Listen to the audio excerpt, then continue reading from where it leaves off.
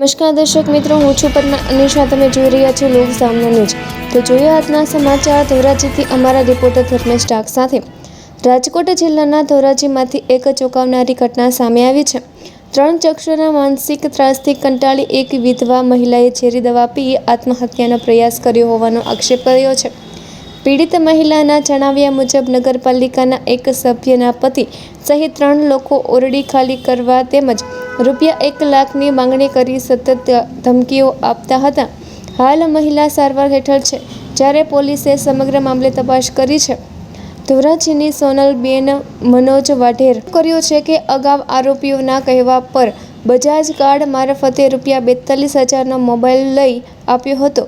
તેમ છતાં આરોપીઓ વારંવાર વધુ પૈસાની માંગણી કરી માનસિક ત્રાસ આપતા હતા.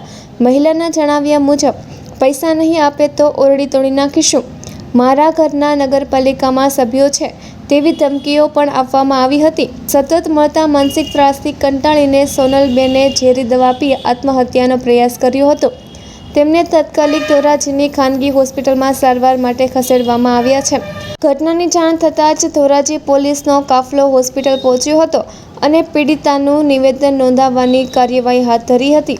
પોલીસે જણાવ્યું છે કે મહિલાના નિવેદન અને તપાસમાં સામે આવતી હકીકતોના આધારે આગળની કાયદેસરની કાર્યવાહી કરવામાં આવશે.